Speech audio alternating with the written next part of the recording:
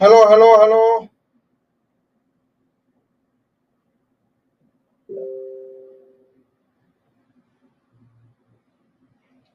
નમસ્કાર, જય હિન્દ. ફટાફટ મિત્રો જણાવી દો મારો અવાજ તમારા સુધી પહોંચે છે કે નહીં. લોગિન નો ઇશ્યુ છે, એક જ મિનિટ.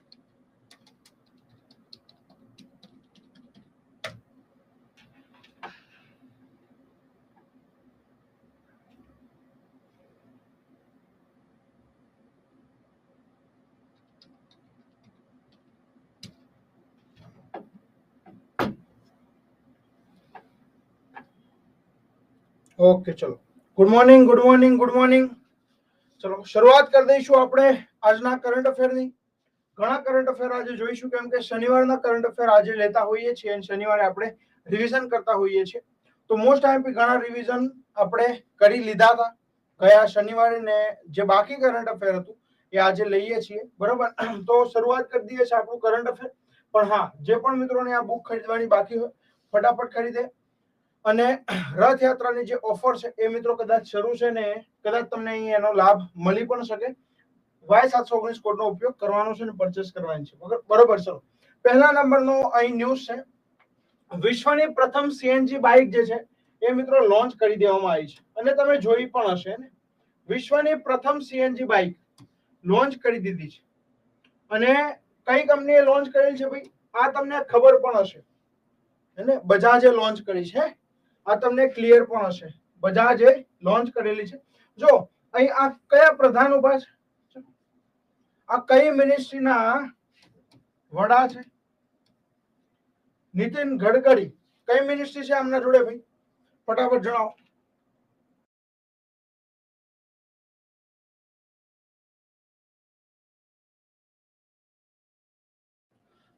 કઈ મિનિસ્ટ્રી છે? રોડ એન્ડ ટ્રાન્સપોર્ટ, હે ને? રોડ એન્ડ ટ્રાન્સપોર્ટ અને ઇન્ફ્રા પણ છે ને, બરોબર. ચલો, પિનરાહિલ, બરોબર, બધાય સાચો જવાબ આપો છો. ઓકે, માર્ગ અને ડન. તો તમને ખબર છે ભાઈ, આ બહુ એમ્બિશિયસ પર્સનાલિટી છે ને. આ એવું માને છે કે વર્લ્ડ ક્લાસ ફેસિલિટી ઇન્ડિયામાં હોવી જોઈએ રોડ એન્ડ ટ્રાન્સપોર્ટમાં. તો સાહેબ બહુ જ એગ્રેસિવલી કામ કરી રહ્યા છે. પહેલા એવા પ્રધાન છે જે ઉદાહરણ આપવા માટે પોતે હાઇડ્રોજન કાર લઈને સંસદમાં ગયેલા, હે ને. અને સંસદમાં જ્યારે એમને હાઇડ્રોજન કારનો પ્રોજેક્ટ મૂકેલો ત્યારે આ માણસને બધા હસ્યા અને કીધું કે ભાઈ તમે વાત કરી રહ્યા છો હાઇડ્રોજન કારની, તો આ પોસિબલ છે કે નહીં? તો અમને જવાબ આપ્યો કે પોસિબલ તો ઠીક છે, આજે જે હું કાર લઈને આવ્યો છું ને એ હાઇડ્રોજન કાર છે. વિચાર કરો કેટલો એડવાન્સ માણસ ચાલે છે. પોતે ટ્રાયલ કરે છે, એરર કરાવે છે, બરોબર, કંપનીઓ જોડે. અને પોતે ડેમો લઈને જાય છે સંસદમાં, અને સંસદમાં જ્યારે હસે છે ત્યારે આ માણસ એવું કહે છે કે હું આજે જે કાર લઈને આવ્યો છું ને એ હાઇડ્રોજન કાર છે. એટલે કે હસવાનું બંધ કરો, બરોબર. તો કંઈક આ ટાઈપનો એટીટ્યુડ તમારે ડેવલપ કરવાનો છે, હે ને. પરીક્ષા માટે આ ટાઈપનો એટીટ્યુડ બહુ જ કામનો છે. ઓકે, આ બજાજ કંપનીના સીઈઓ છે. તો વિશ્વની પ્રથમ સીએનજી બાઇક જે છે મિત્રો લોન્ચ કરી દેવામાં આવી છે. અહીં વાત કરીએ તો બજાજ ઓટો કંપની છે જેને વિશ્વની પ્રથમ સીએનજી બાઇક જે છે લોન્ચ કરેલી છે, બરોબર. જેનું મોડેલ છે એ પણ યાદ રાખવાનું છે, બજાજ ફ્રીડમ 125. કયું? બજાજ ફ્રીડમ 125. બજાજ ફ્રીડમ 125 આ મોડેલ છે ને, બાઇક નું મોડેલ. તો સાહેબ આ જે બાઇક છે એ સીએનજી અને પેટ્રોલ બંને ઓપ્શન ઉપર ચાલે છે. એક સ્વિચ લગાવેલી હોય છે જેના ઉપર મોડ તમે બદલી શકો છો. જે વસ્તુ કારમાં હોય છે સીએનજી ને પેટ્રોલ ઓપ્શન તમે સ્વિચ કરી શકો છો, એવી જ રીતે સેમ ટુ સેમ અહીં પણ તમે સ્વિચ કરી શકો છો. પરંતુ અહીં વાત એ છે કે ભાઈ અહીં કેપેસિટી થોડી ઓછી હોય છે, કેમ કે 2 કિલો તમે સીએનજી ભરી શકો છો અને 2 લીટર પેટ્રોલ જે છે એ તમે ભરી શકો છો. પણ ઓલ ઓવર એવરેજ જે છે એ થોડું ઘણું વધારે છે. પણ અહીં વાત કરીએ બજાજ ફ્રીડમ 125 ની શરૂઆતની કિંમત 95,000 રૂપિયા છે. બાઇકની કિંમતની વાત કરીએ તો એક શોરૂમ નો પ્રાઇસ કેટલો છે? 95,000 રૂપિયાનો પ્રાઇસ છે. અને 330 કિલોમીટરની રેન્જ આ જઈ શકે છે. એટલે કે જો 2 લીટર પેટ્રોલની વાત કરો અને 2 કિલો સીએનજી, ટોટલ 4 લીટર અથવા તો 2 કિલો સીએનજી અને 2 લીટર પેટ્રોલનો યુઝ કરો તો ટોટલ 330 કિલોમીટરનું માઇલેજ જે છે આપી શકે છે. અને ભાઈ સીધી વાત છે, વચ્ચે વચ્ચે પેટ્રોલ પંપ તો કોઈ હોય જ સીએનજી પણ હોય તો એવરેજ તમને જાજુ મળવાનું પણ છે, તો અહીં વાંધો આવે એવું છે નહીં. પરંતુ કહી શકાય કે ભાઈ એક ફર્સ્ટ મૂવર એડવાન્ટેજ પણ આને હશે બજાજ કંપનીને. અને બીજી વસ્તુ છે કે ભાઈ ભારતમાં નવા ઓપ્શન જે છે બની રહ્યા છે. વિશ્વની પ્રથમ બાઇક બનવું સીએનજી અને ભારતમાં બનવું તો ભારત માટે પહેલી ક્ષણ એ છે ભાઈ કે આપણે ઓલવેઝ લાસ્ટ હોતા અને સેકન્ડ મૂવર એડવાન્ટેજ આપણને મળતો, હવે ફર્સ્ટ મૂવર એડવાન્ટેજ ભારતીય કંપનીઓને મળી રહ્યો છે. આજે 2 કિલોની ટાંકી છે એ કાલે 3 કિલો 4 કિલો 5 કિલો પણ થઈ શકે છે. અને પેટ્રોલનો પણ ઓપ્શન પણ વધી શકે છે. એ પ્રમાણેના સિલિન્ડર એ પ્રકારની એની શું કહેવાય ડિઝાઇન જે છે તૈયાર થઈ શકે છે. તો આ સારું કહેવાય કે ભારતમાં પણ આવું બની શકે. જેમ કે ટેસ્લા જેવી ફૂલ્લી ઓટોમેટિક કાર અમેરિકામાં બની શકે તો ભાઈ સારી વસ્તુ છે ને કે ભારતીય કંપનીઓ આ કરી શકે છે. અને આ બાઇક ઉપર 11 થી વધુ સેફટી ટેસ્ટ કરવામાં આવ્યા. જો ઘણા લોકો આ જ્યારે લોન્ચિંગ થયું ત્યારે ઘણા લોકો એવું કહેતા હતા, શું કહેતા હતા કે ભાઈ તમે સીટ હોય, સીટની નીચે આની સીએનજી ની બોટલ હોય છે, તો ઘણા લોકો એવું કે ભાઈ આ આપણું એવું મીન્સ કે આ બાઇક લઈને ફરવું એટલે કે હરતો ફરતો એક બોટલ અથવા તો એટમ બોમ્બ લઈને ફરવો એ સમાન છે. પરંતુ ભાઈ એક વસ્તુ વિચાર કરો કે તમે બાઇક ઉપર લઈને જાઓ છો તો પણ તમારી જિંદગીની ગેરંટી શું છે? અને બીજી વસ્તુ ઘરમાં એલપીજી બોટલ હોય છે એની શું ગેરંટી છે? ગેરંટી કોઈ વસ્તુ નથી, પરંતુ હા 11 થી વધુ સેફટી ફીચર કરેલા છે. આ બાઇકને મોટા મોટા ટ્રક ઉપર મીન્સ કે આ બાઇક ઉપરથી મોટા મોટા ટ્રક જે છે કાઢી દેવામાં આવ્યા છે, પરંતુ બોટલને કઈ નુકસાન થતું નથી. બરોબર, બોટલ આખી અલગ વસ્તુ છે. તો આ વસ્તુ ઠીક છે. તો તમે જુઓ કે પહેલા મહારાષ્ટ્રમાં અને બાદમાં બીજા રાજ્યોમાં છે લોન્ચ કરવામાં આવશે. તો અહીં બજાજની આપણે ચર્ચા કરી લીધી. બીજા નંબરનો કરંટ અફેર છે સાહેબ, આ કરંટ અફેર ગુજરાતને લઈને છે, કેમ કે ગુજરાતમાં જ આનું લોન્ચિંગ કરવામાં આવ્યું છે. ભારત ઓર્ગેનિકનું સાહેબ નેનો ફર્ટિલાઇઝર સબસિડી સ્કીમ જે છે એ શરૂ કરવામાં આવી છે અને અમુક પ્રોડક્ટ પણ લોન્ચ કરેલા છે. ભારત ઓર્ગેનિક્સના તમે જો હોલ વ્હીટ આટા એટલે કે જે આપણે કહીએ લોટ એ લોન્ચ કરેલો છે. 100% કહેવાય કે ઓર્ગેનિક ના આ બધું લોન્ચ કરેલું, પણ એના સાથે સાથે એમને નેનો ફર્ટિલાઇઝર સબસિડી સ્કીમ પણ લોન્ચ કરેલી. તો આને તમારે યાદ રાખવાનું છે. હમણાં થોડી વારમાં તમને યાદ આખી રહી જશે એની ગેરંટી. થોડી વાર ખાલી બન્યા રહો. સૌથી પહેલા સ્કીમનું નામ યાદ રાખો, નેનો ફર્ટિલાઇઝર સબસિડી સ્કીમ. કોને લોન્ચ કરી? તો સાહેબ અમિત શાહે લોન્ચ કરી. ક્યાં લોન્ચ કરી? તો સાહેબ ગાંધીનગર અથવા તો ગુજરાતમાં લોન્ચ કરી. ક્યાં ભાઈ? ગુજરાતમાં આ લોન્ચ થયેલી છે. નામ યાદ રાખજો, નેનો ફર્ટિલાઇઝર સબસિડી સ્કીમ. કેમ કે ઘણી વખતે ફીચર તમને યાદ હશે પરંતુ એ જ ખબર નહીં હોય કે આ સબસિડી સ્કીમ શેના માટેની છે. તો આ સ્કીમને યાદ રાખજો કે આ લોન્ચ થયેલી સાવિસ કઈ સ્કીમ. હવે સાહેબ યાદ રાખજો કયો પ્રોગ્રામ હતો ને આ લોન્ચ થયેલું છે. તો મિત્રો યાદ રાખવાનું છે 102મો આંતરરાષ્ટ્રીય, શું યાદ રાખજો ભાઈ? 102મો આંતરરાષ્ટ્રીય સહકારિતા દિવસ હતો. કયો? 102મો આંતરરાષ્ટ્રીય સહકારી દિવસ હતો. અને આ નિયમે મીન્સ કે આ દિવસના નિમિત્તે એક કાર્યક્રમનું આયોજન કરવામાં આવેલું ગુજરાતમાં. અને એ વખતે આયેલા કોણ? કેન્દ્રીય ગૃહ અને સહકાર મંત્રી અમિત શાહ જે છે આયેલા, જેમણે એગ્રીકલ્ચર 2 AGR2 શરૂ કરી હતી, જે નેનો ખાતરની ખરીદી માટે ખેડૂતોને 50% સબસિડી પૂરી પાડતી કેન્દ્રીય યોજના છે. સૌથી પહેલા યાદ રાખજો શું? એગ્રીકલ્ચર 2 અથવા તો AGR2. શું કે છે? AGR2 એને AGR2 છે. AGR2 શું છે ભાઈ? યાદ રાખજો, મેં તમને કીધું એ શું? Nano fertiliser subsidy scheme. Nano fertiliser એટલે શું ભાઈ? નેનો ફર્ટિલાઇઝર એટલે કે તમે જો કે ઓછા પ્રમાણમાં આપવામાં આવતા ફર્ટિલાઇઝર, નાના નાના ફર્ટિલાઇઝર એને તો નેનો ફર્ટિલાઇઝર સ્કીમનું નામ છે AGR2. સૌથી પહેલી વાત આ છે. આમાં સબસિડી કેટલી મળે છે? તો 50% સબસિડી મળે છે. બીજી વસ્તુ 50% સબસિડી, નામ શું છે? AGR2. ક્લિયર? AGR2 શું છે? નેનો ફર્ટિલાઇઝર સબસિડી સ્કીમનું નામ છે. ઓકે. હવે સાહેબ આ યોજના કોના દ્વારા બહાર પાડવામાં આવી છે? તો યાદ રાખજો કેન્દ્રીયકૃત યોજના છે. શું ભાઈ? કેન્દ્રીયકૃત યોજના છે. એટલે કે અહીં તમારે ધ્યાન રાખવાનું છે કે આ યોજનામાં જે પણ પૈસા આપવાના થશે એ કોણ આપશે? કેન્દ્ર જ આપશે. 50% સબસિડી આમાં કોણ આપશે?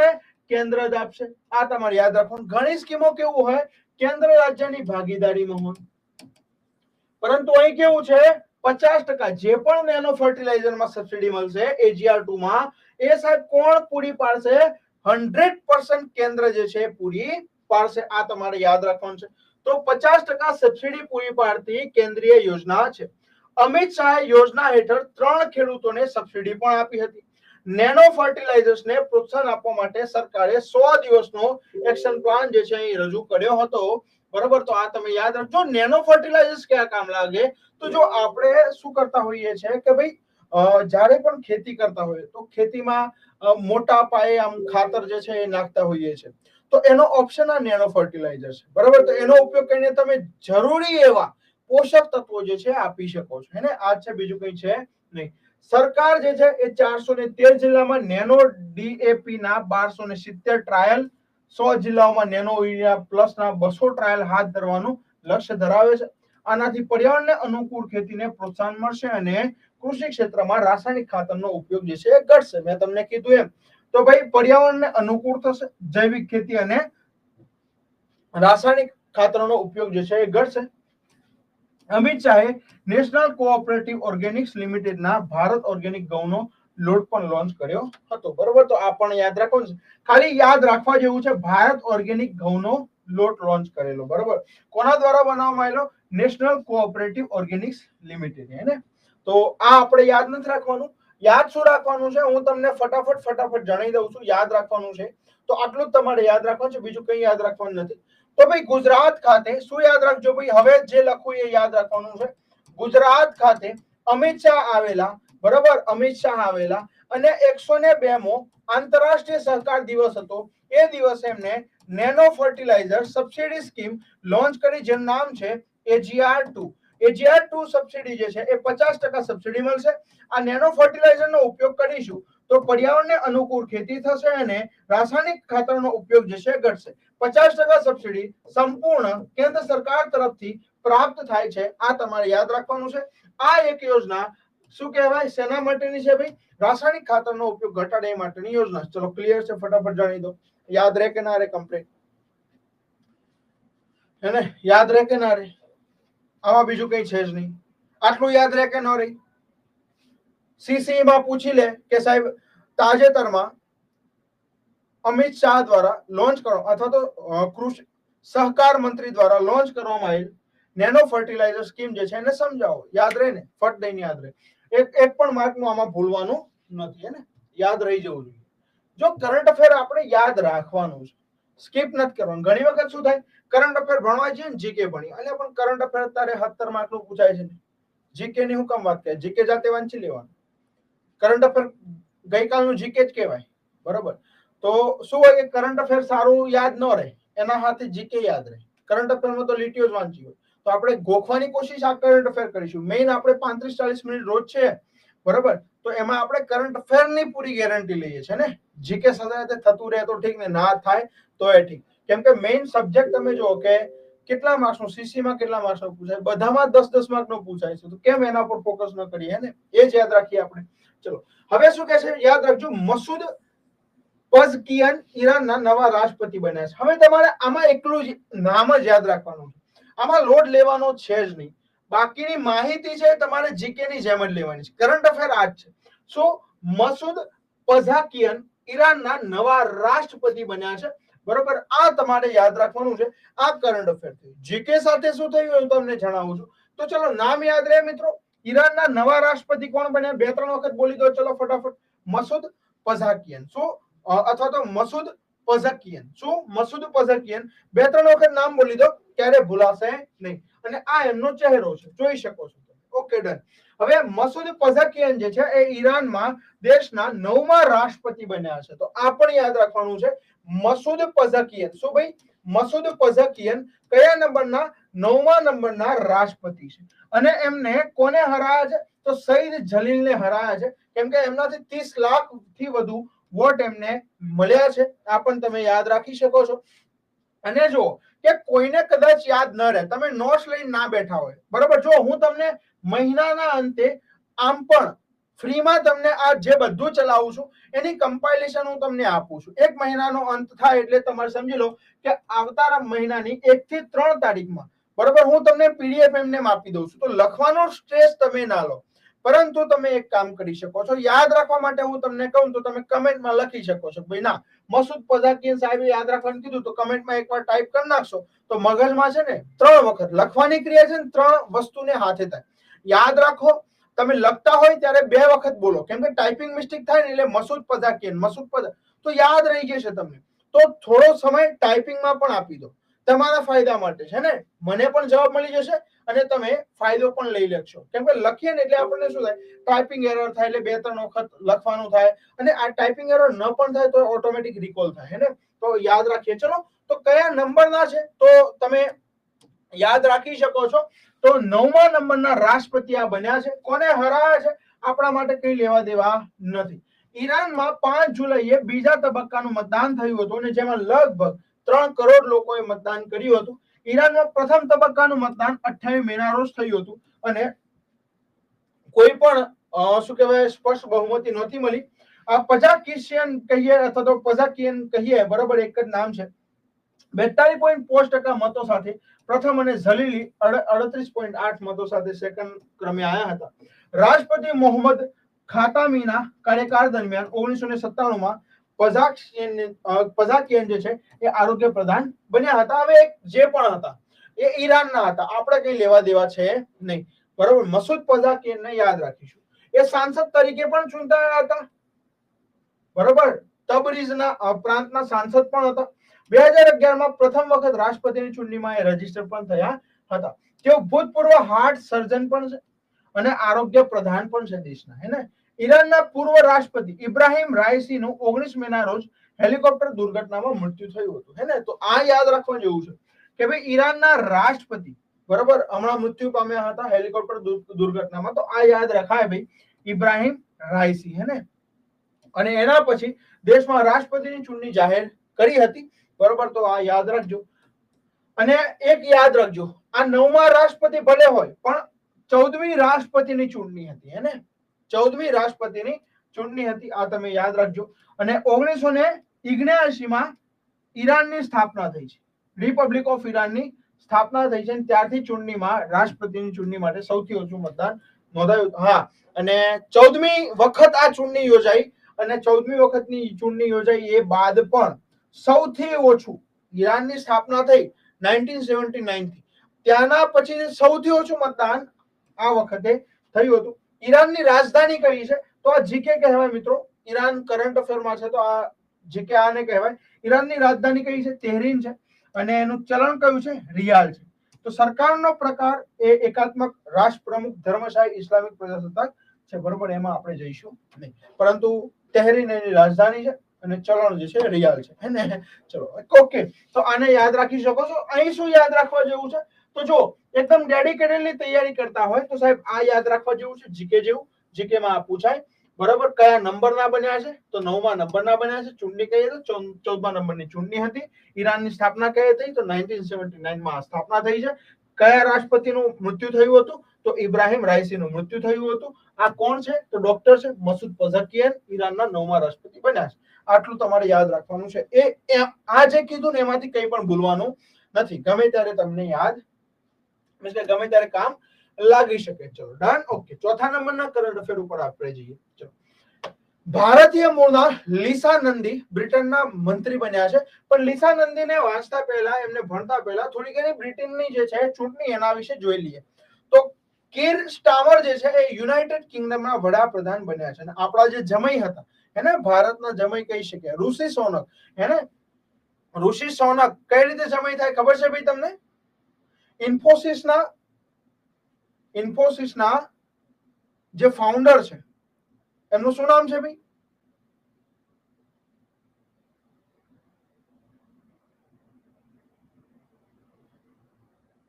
ચલો ફટાફટ કમેન્ટ કરીને. ઇન્ફોસિસના ફાઉન્ડર સુધા મૂર્તિ, તો ઇન્ફોસિસના ફાઉન્ડર જે છે એમની પત્ની છે નારાયણ મૂર્તિ, હે ને. નારાયણ મૂર્તિ અને સુધા મૂર્તિના જે દીકરી છે એ ત્યાં પરણાયેલા છે ને. તો એ પ્રમાણે એ જમઈ થયા. તો જમઈ હારી ગયા છે તો કીર સ્ટાર્મર યુનાઇટેડ કિંગડમના વડાપ્રધાન બન્યા છે. આ મિત્રો તમારા માટે હાઇલાઇટેડ કરંટ અફેર છે, યાદ રાખવાનું છે, પૂછી શકે છે ને, યાદ રાખજો. ચલો હે ને, તો કીર સ્ટાર્મર જે છે એ યુનાઇટેડ કિંગડમના યુકે ના વડાપ્રધાન બન્યા છે. કઈ પાર્ટીના છે? તો લેબર પાર્ટીના. કઈ પાર્ટીના મિત્રો? લેબર પાર્ટીના. આવું પણ પૂછાઈ ગયેલું છે. આવું ક્વેશ્ચન એકવાર પૂછાયેલો બાંગ્લાદેશમાં જ્યારે ચૂંટણી થયેલી અને ત્યાંના વડાપ્રધાન શું કહેવાય, શું નામ છે પેલા છોકરી છે, નામ ભૂલી ગયો, જો યાદ આવશે. તો એ જ્યારે જીતેલા ત્યારે પૂછેલું કે ભાઈ એમની પાર્ટીનું નામ શું છે, હે ને, યાદ રાખજો. તો અહીં આવું પણ પૂછી લેશે તમને. કીર સ્ટાર્મર યુનાઇટેડ કિંગડમના આગામી વડાપ્રધાન બનવા માટે તૈયાર છે.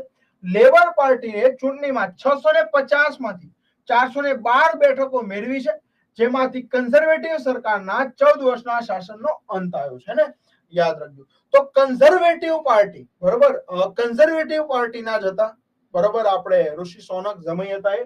તો એ 14 વર્ષથી શાસનમાં હતા, મીન્સ કે પાર્ટી શાસનમાં હતી, એનો અંત આવ્યો છે અને લેબર પાર્ટીનું શાસન 14 વર્ષ બાદ આવ્યું છે અને 650 માંથી 412 બેઠકો મળી છે. જો બ્રિટનના જે મુદ્દા છે એ મુદ્દાઓમાં સૌથી મોટો મુદ્દો ભાઈ કયો હતો ખબર છે? બિઝનેસ હતો. કેમ બિઝનેસ? ત્યાં ભાઈ એવું કહેવાતું કે બ્રિટનમાં જેટલા પણ સાહેબ સ્ટાર્ટઅપ થાય છે એ સ્ટાર્ટઅપમાંથી 50,000 સ્ટાર્ટઅપ લોસ કરી રહ્યા હતા.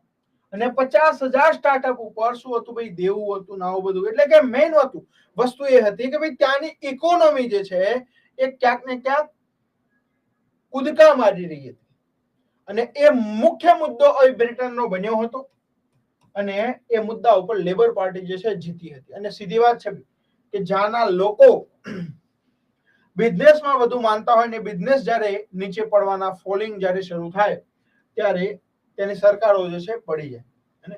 અને એના માટે ઋષિ સોનકે ઘણા રસ્તા પણ કાઢ્યા હતા, પરંતુ હવે લોકલ પોલિટિક્સ હોય તો પછી આપણને ઝાઝી ખબર ન જ પડી શકે.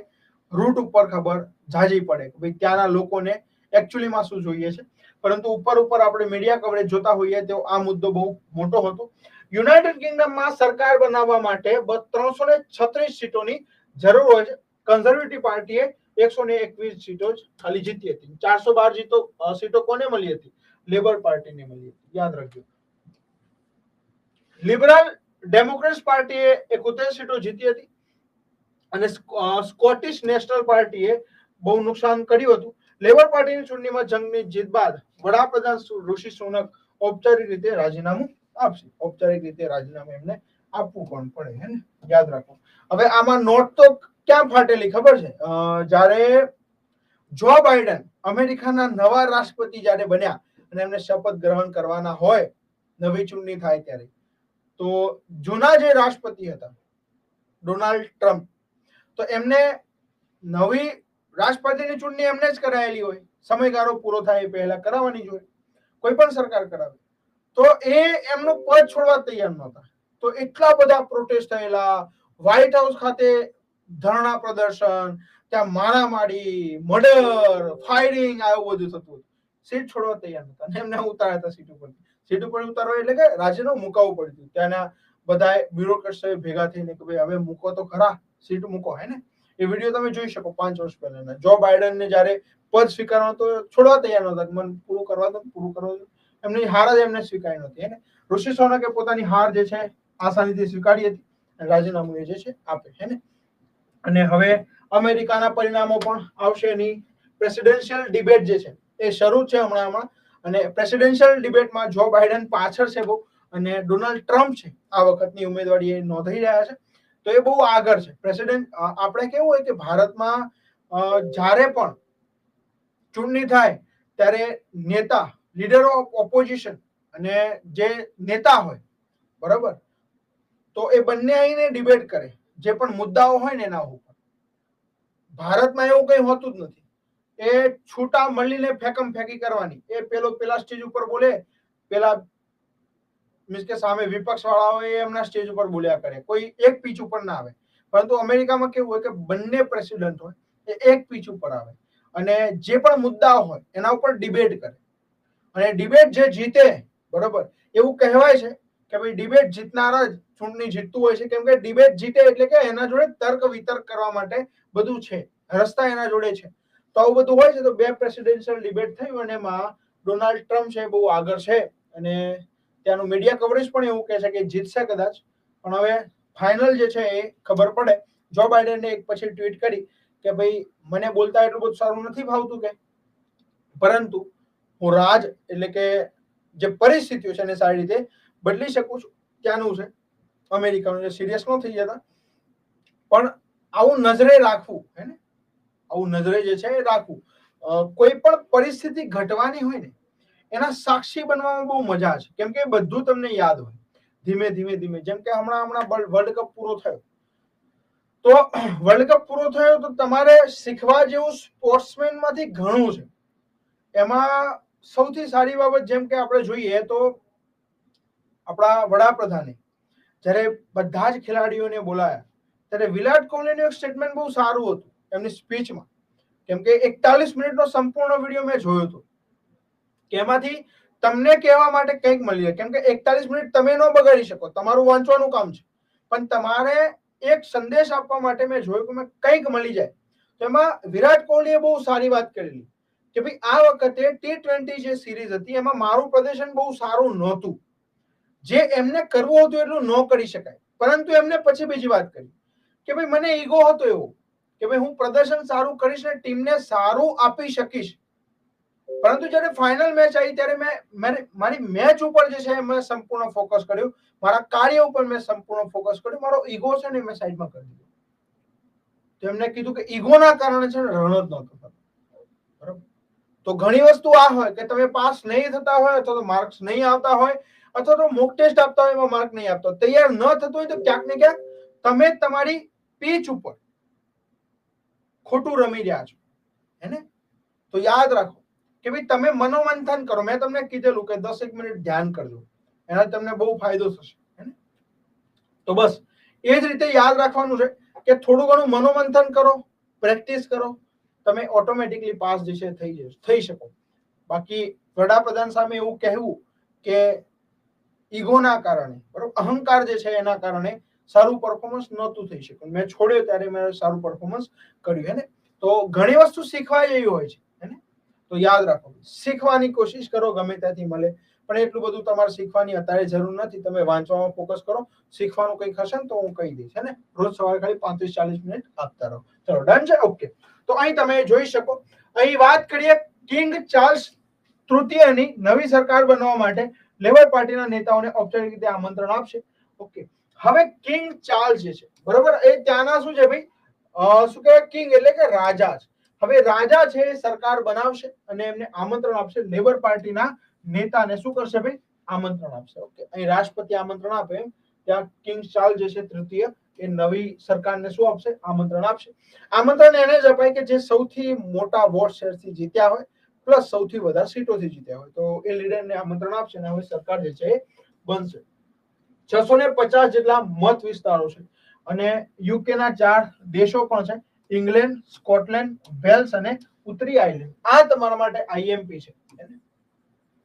યુકે કેટલા ભાગમાં વહેંચાયેલો છે, 4 દેશોમાં વહેંચાયેલો છે. 650 મત વિસ્તારો છે, ઇંગ્લેન્ડ, સ્કોટલેન્ડ, વેલ્સ અને ઉત્તરી આયર્લેન્ડ. આપણે યુકે કહેતા હોઈએ છીએ, પરંતુ યાદ રાખજો યુકેમાં કયા કયા 4 દેશો છે, ઇંગ્લેન્ડ, સ્કોટલેન્ડ, વેલ્સ અને ઉત્તરી આયર્લેન્ડ, એટલે કે નોર્થ આયર્લેન્ડ એને કહેતા હોય છે. તો યુનાઇટેડ કિંગડમ છે ને, યાદ રાખજો. દરેક મત વિસ્તારના મતદારો ઉમેદવારની યાદીમાંથી એક પસંદગી કરે છે. સૌથી વધુ મત મેળવનાર ઉમેદવાર જે છે હાઉસ ઓફ કોમન્સની સીટ જીતે છે. હાઉસ ઓફ કોમન એટલે શું, યાદ રાખો કે આપણું જેમ સંસદ છે, સાંસદ, આ સાંસદમાં આપણે 2 ગૃહ હોય છે, એક છે લોકસભા અને એક છે રાજ્યસભા.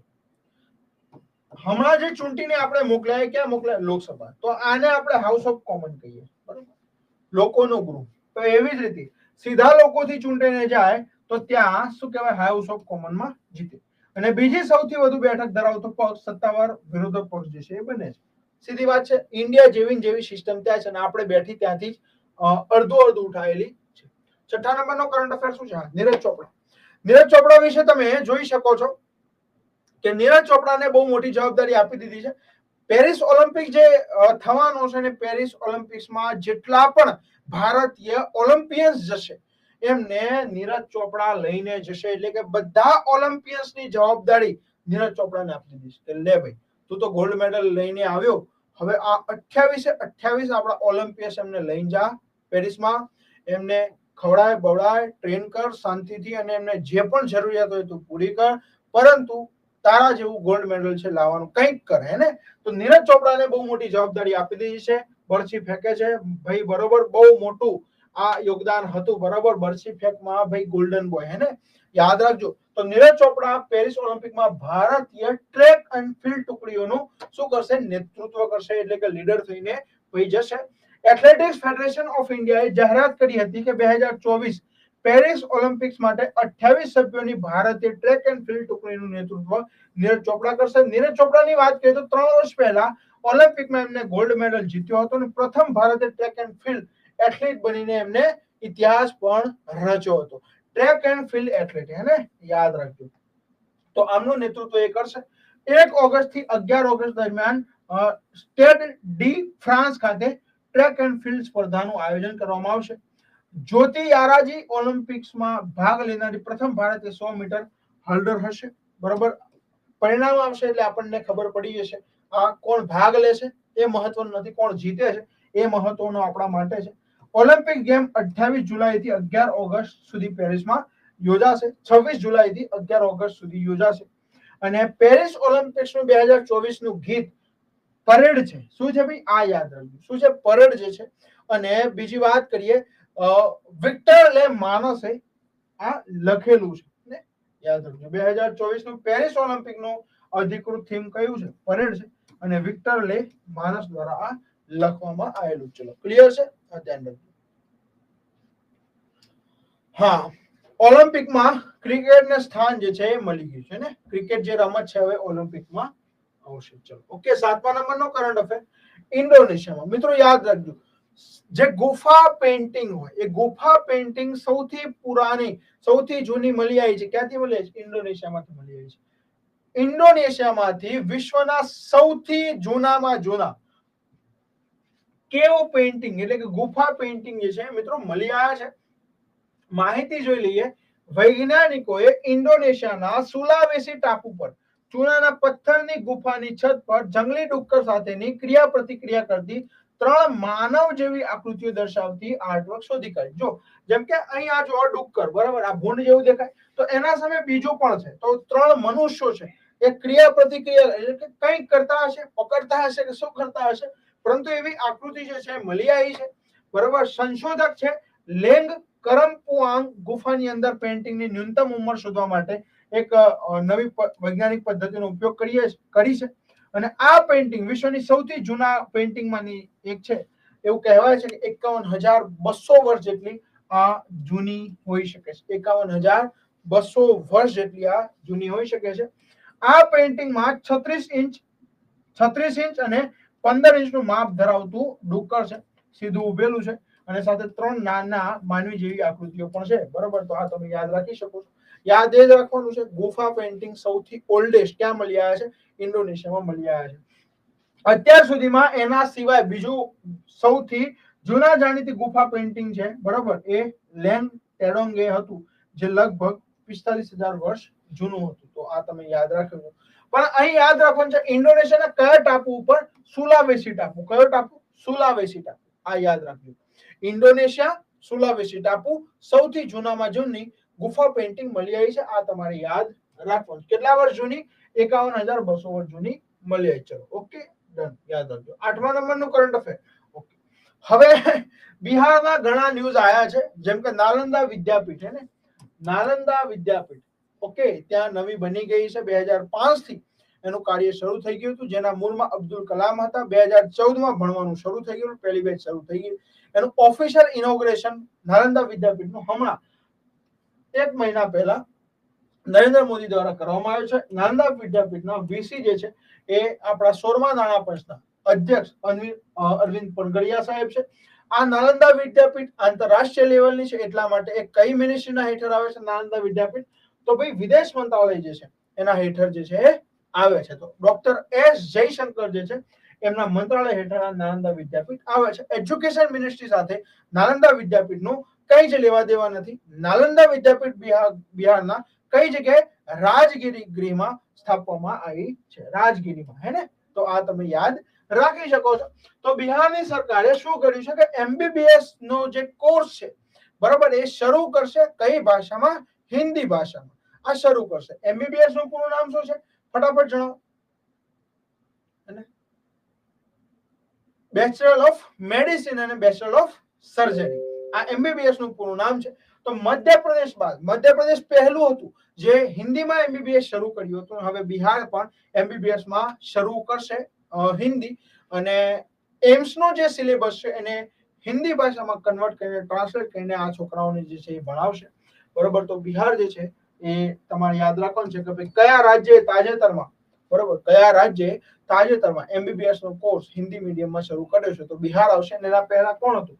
મધ્યપ્રદેશ. બે રાજ્યો છે જેમને હિન્દીમાં એમબીબીએસ શરૂ કર્યું. જો આપણે નવી એજ્યુકેશન પોલિસી 2020 છે ને, ન્યુ એજ્યુકેશન પોલિસી, એ પ્રમાણે કહેવામાં જ આવ્યું છે કે ભાઈ લોકલ ભાષામાં શું આપવું? શિક્ષણ આપવું. પરંતુ એમબીબીએસ નું શિક્ષણ લોકલ ભાષામાં આપવું એટલે ક્યાંક ને ક્યાંક લોચાવાળો કેસ છે. પરંતુ હવે સરકાર જે છે જે કરે સારું. તો હવે ભાઈ એમબીબીએસ જે છે હિન્દીમાં જે છે તમે ભણી શકશો. બિહાર અને તમારે મધ્યપ્રદેશમાં જવું પડશે, હે ને. યાદ રાખજો. ચલો 9મા નંબરનો કરંટ અફેર. હા, 9મા નંબરનો કરંટ અફેર મિત્રો યાદ રાખજો. શું યાદ રાખવાનું છે? પાર્વતી, કાલીસિંધ અને ચંબલ. કાલીસિંધ, સિંધ કહી દીધું, હે. પાર્વતી, કાલીસિંધ અને ચંબલ આ ત્રણેય નદીને જોડવાનો પ્રોજેક્ટ મધ્યપ્રદેશ અને રાજસ્થાનની સરકારે આને શું કર્યું છે? એપ્રુવલ આપી દીધું છે. એમઓયુ આને કરી દીધા છે. મિત્રો યાદ રાખજો. શું યાદ રાખવાનું છે? કે પાર્વતી નદી, કાલીસિંધ નદી, ચંબલ નદી, આ નદીઓ કયા કયા રાજ્યમાં છે? તો ભાઈ રાજસ્થાન અને મધ્યપ્રદેશ. આ સૌથી પહેલા યાદ રાખવાનું છે. તમારા ભવિષ્યમાં પૂછાશે. રિવર ઇન્ટરલિંકિંગ પ્રોગ્રામ શું છે? મિત્રો યાદ રાખજો. કોઈ એક નદી છે, હવે આ નદી અલગ અલગ હોય તો એ નદીને એકબીજામાં જોડવાનો પ્રોજેક્ટ શું કહેવાય? રિવર ઇન્ટરલિંકિંગ પ્રોજેક્ટ કહેવાય. અને ઘણી નદીઓ જોડેલી છે. જેમ કે અહીં તમે હિમાલય નદીઓની વાત કરીએ તો જો શારદા, યમુના, પછી માનસ, સંકોચ, તીસ્તા, ગંગા, કોસી ગંગા, આ બધી નદીઓને જો આ બધી રીતે જોડેલી છે. બરોબર. રાજસ્થાનથી સાબરમતી જોડવાની. બરોબર. તો અહીં કયું જોજો આ નદીઓને ચંબલ, કાલીસિંધ અને પાર્વતી, આ નદીઓને જોડવાનો પ્રોજેક્ટ જે છે એને મંજૂરી મળી ગઈ છે. તો 25મા નંબરનો આ પ્રોજેક્ટ છે અને ઘણી નદીઓને જોડવાનું છે. ટોટલ 30 નદીઓને મીન્સ કે 30 આવા પ્રોજેક્ટ છે, ઇન્ટરલિંકિંગ પ્રોજેક્ટ. ઓકે, રાજસ્થાન અને એમપી યાદ રાખજો. ચલો, મધ્યપ્રદેશ અને રાજસ્થાન સરકારે 72,000 કરોડના પાર્વતી, કાલીસિંધ ચંબલ નદી લિંકિંગ પ્રોજેક્ટને શું કર્યો છે? એમઓયુ કરી દીધા છે. અને આ નદી જે છે એનો હેતુ એ છે કે રાજસ્થાનના 13 જિલ્લા, માળવા, મધ્યપ્રદેશનો ચંબલ પ્રદેશમાં પીવાનું પાણી અને ઔદ્યોગિક પાણી પૂરું પાડશે. અને આ નદીઓનો ઘેરાવો 2.8 લાખ હેક્ટર વિસ્તારમાં છે અને પાણી પૂરું પાડશે. આ લિંક પ્રોજેક્ટ ચંબલ બેસિનના ઉપલબ્ધ જળ સંસાધનોનો શ્રેષ્ઠ અને આર્થિક ઉપયોગ કરશે. એટલે ચંબલમાંથી પેલી નદીઓમાં જે છે પાણી નાખવામાં આવશે. ચંબલમાંથી તો મગઘરે આવી જશે. બરાબર, મગઘર ચંબલમાં સૌથી વધારે મગઘર હોય એવું કહેવાતું. પાર્વતી નદી એ મધ્યપ્રદેશ અને રાજસ્થાનમાંથી વહેતી ચંબલ નદીની ત્રીજી સૌથી મોટી ઉપનદી છે ને. તે મધ્યપ્રદેશના શિહોર જિલ્લામાં અસ્થાની નજીક વિંધ્યાચલ પર્વતમાળામાંથી ઉદ્ભવે છે. કાલીસિંધ નદી ચંબલની મુખ્ય ઉપનદી છે. તે મધ્યપ્રદેશના દેવાસ જિલ્લામાંથી બાગલી ગામ પાસેથી ઉદ્ભવે છે. અને પાર્વતી, કાલીસિંધ અને ચંબલ લિંક પ્રોજેક્ટના પાર્વતી, નવાજ, કાલીસિંધની ઉપનદી, કાલીસિંધની નદીમાંથી વધારાના પાણીના લિંક કેનાલ દ્વારા ગાંધીસાગર અથવા તો રાણા પ્રતાપ સાગર જળાશય તરફ વાળવાની કલ્પના કરવામાં આવે. જો મેઇન વસ્તુ વાત એ છે કે પાર્વતી, કાલીસિંધ અને ચંબલ લિંક નદી પ્રોજેક્ટ છે. એમાં કાલીસિંધ નદીમાંથી જે વધારાનું પાણી આવે છે એને ચંબલ અને બીજા નદીમાં નાખવાની વાત છે. ઓકે, યાદ રાખજો. પરંતુ અહીં યાદ તમારે મોસ્ટ ઓફ એ રાખવાનું છે કે ભાઈ પાર્વતી, કાલીસિંધ અને ચંબલ નદીને જોડવાનો પ્રોજેક્ટને મંજૂરી મળી છે. 72,000 કરોડનો આ પ્રોજેક્ટ છે. જે કયા રાજ્યનો છે? તો રાજસ્થાન અને એમપી નો આ પ્રોજેક્ટ છે. મિત્રો યાદ રાખજો. બીજું કંઈ યાદ રાખવાનું આમાં જાજુ છે નહીં. જસ્ટ આપણને યાદ હોવું જોઈએ ક્લાસ 3 માટે. ક્લાસ 3 માટે આ યાદ હોવું જોઈએ. આ નદીઓ ક્યાંની છે, બરોબર? આટલું તમને યાદ હોય એટલે ભયો ભયો, બીજું કંઈ કરવાનું છે નહીં. ચલો, તો ઓલરેડી કરંટ અફેર જે બાકી હતા એ આજે પૂરા થાય છે. અને હવે રૂટીનમાં પ્રોજેક્ટનું નામ નથી કઈ, પ્રોજેક્ટનું નામ આ રિવર ઇન્ટરલિંક પ્રોજેક્ટ, પરંતુ જે નદીઓ હોય એ નામ ઉપરથી જ પ્રોજેક્ટનું નામ પડે. પાર્વતી, કાલિસિંધ અને Chambal interlink project. Okay, river interlink project. Okay, બીજું આમાં કઈ નામ નથી ને, બીજું કઈ છે? ડન. ઓકે, ચલો, તો બાકી મિત્રો મળીશું કાલે સવારે ફરીથી 9 વાગે, બરાબર? આજે 1 મિનિટ લેટ હતો, માફી ચાહું છું. મળીશું મિત્રો કાલે ફરીથી કમ્પ્લીટ 9 વાગે તમારે આવી જવાનું છે. 9 ને 5 હું આવી જઈશ, ને? તો મળીશું મિત્રો નેક્સ્ટ સેક્શનમાં. ત્યાં સુધી જય હિન્દ, બાય બાય. આજે આ પીડીએફ અપલોડ કરું છું, ફટાફટ રિવિઝન કરી દો અને તૈયારી કરો તમારી પરીક્ષાની. આજે બપોરે રથયાત્રાનો સ્પેશિયલ ઇવેન્ટ લઈને આવું છું. રથયાત્રાની નાની બાબત જે છે એ તમારે જોઈ લેવાની છે. તો આજે બપોરે ઇવેન્ટ જે છે એ મળશે. તો આપણી યુટ્યુબ ચેનલને સબસ્ક્રાઇબ કરી દેજો જો બાકી હોય તો તમને નોટિફિકેશન મળી જશે. અને બીજી વસ્તુ, એ વિડીયો 10 થી 15 મિનિટનો હશે, જોઈ લેજો. બપોરે સાંજે 5 વાગે જ હોય છે મારું લેક્ચર આમ તો હોય તો, પરંતુ એની વહેલું હોય તો કહેતો નથી, પણ 5 વાગે ઓલમોસ્ટ 90% 5 વાગે હશે. તો બાકી મળીશું મિત્રો નેક્સ્ટ સેક્શનમાં. આજનો વિડીયો રથયાત્રાનો જોઈ લેજો. ગઈ વખતે એએમસી માં ક્વેશ્ચન પૂછાયેલો, સતત એએમસી ની પરીક્ષા હોય ત્યારે રથયાત્રાનો ક્વેશ્ચન હોય છે, અને આ વખત તો રથયાત્રાની તમારી પરીક્ષા સાથે હોવાની છે, તો મને શક્યતા લાગે છે કે ત્યાંથી ક્વેશ્ચન હોઈ શકે છે. એએમસી ની એક્ઝામ વાળા સ્પેશિયલ ખાસ તમે જોવાનું રાખજો. મળીશું મિત્રો નેક્સ્ટ સેક્શનમાં. ત્યાં સુધી જય હિન્દ અને બાય બાય દોસ્તો. ઓકે, રિવિઝન કરી લેજો. ચલો, બાય બાય, ટેક કેર, અને દિવસ તમારો શુભ રહે. બોલો સાહેબ.